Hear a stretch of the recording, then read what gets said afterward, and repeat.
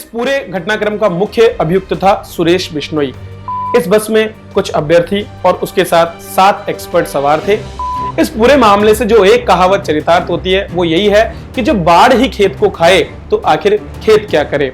इस तरह की घटनाएं दिन रात मेहनत करने वाले कई अभ्यर्थियों के लिए कुठाराघात होती है।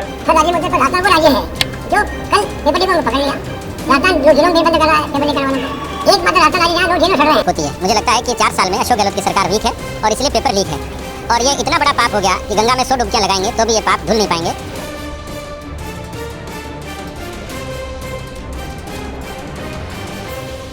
नमस्कार दोस्तों, कहानी की शुरुआत होती है 24 दिसंबर 2022 से। इस दिन आरपीएससी के द्वारा सेकंड ग्रेड शिक्षक भर्ती परीक्षा का पेपर आयोजित किया जाना था, जो कि 9 से 11 बजे तक विभिन्न सेंटर्स पर हो रहा था।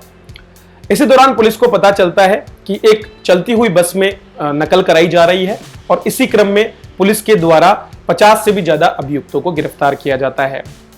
पूर्व में मिली सूचना के आधार पर पुलिस ने गोगुंदा पिडवाड़ा हाईवे पर नाकाबंदी की थी और इस नाकाबंदी में जालोर से आ रही एक बस को रोका गया। इस बस में कुछ अभ्यर्थी और उसके साथ 7 एक्सपर्ट सवार थे। ये सभी मिलकर के एक पेपर को सॉल्व करने का प्रयास कर रहे थे ताकि परीक्षा में बैठने से पहले ही नकल पूरी की जा सके। इस बस को एक जगह से दूसरी जगह पर घुमाया जा रहा था ताकि पकड़ में आने से बचा जा सके। हमें मुखबिर से सूचना मिली थी कि जो एग्ज़ाम चल रहा है उसमें कुछ लोगों को बस के थ्रू ले जाया जाकर उनको एग्ज़ाम सॉल्व करवाया जाकर और उनको हेल्प की दी जा रही है। तो इस सूचना को डेवलप किया गया और लगातार पीछा करके इन लोगों को बेकरे के पास पकड़ा गया है। इसमें भी 40 से ज़्यादा लोग, जिसमें कैंडिडेट्स मेजॉरिटी कैंडिडेट्स हैं जो जालोर को बिलोंग करते हैं और कुछ लोग ऐसे हैं जो उनको पेपर सॉल्व करवाने में मदद कर रहे हैं, तो उनको पकड़ा गया है। इस पूरे घटनाक्रम का मुख्य अभियुक्त था सुरेश बिश्नोई, जिसने अपने मित्र पूराराम साहू की बस को किराए पर लेकर के इस घटना को अंजाम दिया था।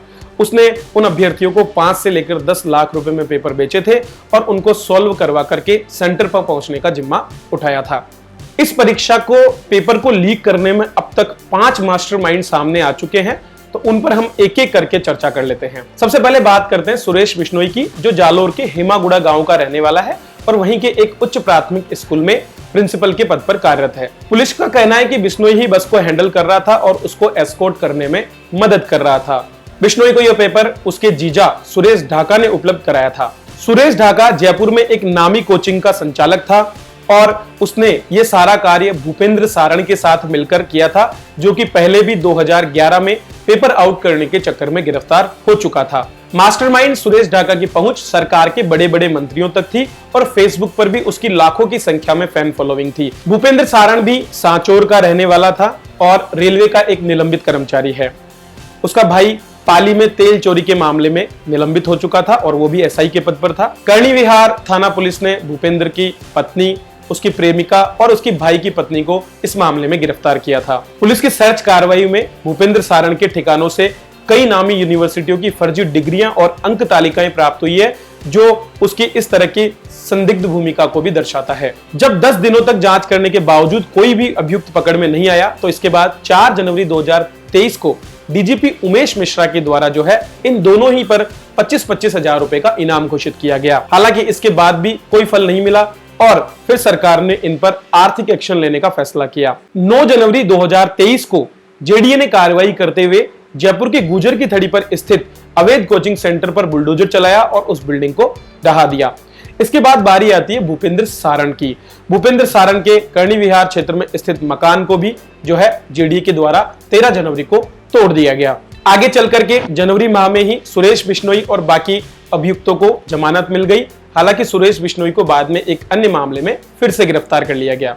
इस दौरान कई संगठनों और छात्रों के द्वारा लगातार विरोध प्रदर्शन किए जा रहे थे और ये मांग की जा रही थी कि 21 से लेकर 23 तारीख तक होने वाले सभी पेपर्स को रद्द किया जाए, क्योंकि यहाँ पर केवल एक पेपर आउट नहीं हुआ बल्कि अनेक पेपर आउट हुए थे। पुलिस अपनी जांच में लगी हुई थी और इसी के बाद 23 फरवरी 2023 को लगभग 1.5 महीने बाद में बेंगलुरु के एयरपोर्ट से भूपेंद्र सारण को गिरफ्तार किया गया।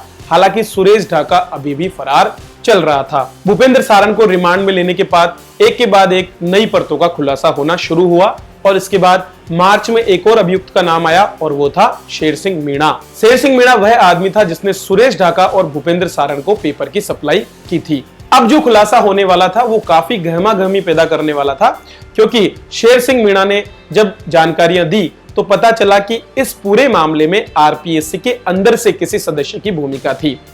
इसी इनपुट के आधार पर 18 अप्रैल 2023 को पुलिस ने सबसे बड़ी कार्रवाई करते हुए अजमेर से आरपीएससी के मेंबर अर्थात सदस्य बाबूलाल कटारा, उसके ड्राइवर और उसके भांजे को गिरफ्तार कर लिया। दरअसल इस पूरी परीक्षा के दौरान पेपर सेट करने की जिम्मेदारी इन्हीं आरपीएससी सदस्यों को मिली थी और इन्होंने अपने ही स्तर पर सबसे पहले 60 लाख रुपए में यह पेपर शेर सिंह मीणा को बेच दिया था। शेर सिंह मीणा ने इसके बाद ये पेपर भूपेंद्र ढाका और भूपेंद्र सारण और सुरेश ढाका को बेचा, जबकि फिर ये पेपर सुरेश बिश्नोई तक पहुंचा। बाबूलाल कटारा के बाद उनके बेटे दीपेश कटारा और उनके मित्र गौतम कटारा को भी यहाँ पर इस मामले में गिरफ्तार किया गया। आरपीएससी ने तुरंत कार्रवाई करते हुए बाबूलाल कटारा को निलंबित कर दिया और सभी अभियुक्तों को जेल में भेज दिया। ये सभी वर्तमान में पुलिस के रिमांड पर हैं और इन पर उदयपुर में मुकदमा जारी है। चूंकि बाबूलाल कटारा एक आरपीएससी के मेंबर हैं, अतः उन पर कार्रवाई करने के लिए राष्ट्रपति की सहमति आवश्यक है। दरअसल संविधान के अनुच्छेद 317 के अनुसार इस पूरे मामले में एक्शन लेने का पूरा अधिकार केवल राष्ट्रपति को है और वे ऐसा उच्चतम न्यायालय के प्रतिवेदन पर करने वाले हैं। अभी फाइल उनके पास गई हुई है और उन पर क्या एक्शन होना है ये अभी तक पेंडिंग है। बाबूलाल कटारा के आरपीएससी मेंबर बनने की कहानी भी बड़ी दिलचस्प है। उन्हें अगस्त 2020 में आरपीएससी का मेंबर बनाया गया था और ये पूरा का पूरा एक आंदोलन के बाद में हुआ था। दरअसल 2020 में डूंगरपुर बांसवाड़ा क्षेत्र में शिक्षक भर्ती 2018 के विरोध में एक आंदोलन किया गया था, जिसमें यह मांग की गई थी कि जनरल कैटेगरी के 1167 पदों पर अनुसूचित जाति के सदस्यों को नियुक्ति दी जाए। बाद में इस पूरे मामले में 2 लोगों की मृत्यु हो गई थी और फिर उठने वाले विरोध को दबाने के लिए राजनीतिक रूप से बाबूलाल कटारा को आरपीएससी के मेंबर के रूप में नियुक्ति दी गई थी। बाबूलाल कटारा ने आरपीएससी मेंबर बनने के साथ ही ये कहा था कि वह ऐसा काम करेगा कि पूरा वागड़ उसे याद रखेगा। खैर, उसने काम ऐसा किया है जिससे पूरा वागड़ ही नहीं बल्कि पूरा राजस्थान ही याद रखने वाला है। इस तरह की घटनाएं दिन रात मेहनत करने वाले कई अभ्यर्थियों के लिए कुठाराघात होती है और कई अभ्यर्थियों को इसका खामियाजा भुगतना पड़ता है। राजस्थान में यह पहली बार नहीं था जब कोई पेपर आउट हुआ है, बल्कि पिछले 1.5 सालों में ऐसी घटनाएं कई बार हो चुकी है।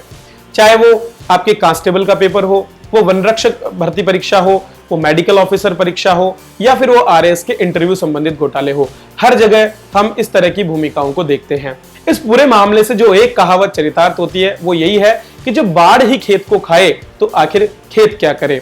ऐसे में आवश्यक है कि सरकार के द्वारा कुछ कड़े नियम कानून इसमें बनाए जाएं और इन पर उचित एक्शन लिया जाए ताकि ऐसी घटनाओं को रोका जा सके। आरपीएससी के द्वारा अभ्यर्थियों पर लगातार सख्ती बढ़ाई जा रही है, लेकिन आंतरिक रूप से जिस तरह से पेपर आउट होते हैं उन पर अभी तक कोई ठोस कार्रवाई नहीं की गई है। हमारे पास यूपीएससी का उदाहरण उपलब्ध है, जहां पर हर परीक्षा को शांतिपूर्वक आयोजित कराया जाता है और समयबद्ध तरीके से किसी तरह के बिना पेपर आउट हुए परीक्षाएं संपन्न कराई जाती है। क्या आरपीएससी वहां से सीख नहीं ले सकती है?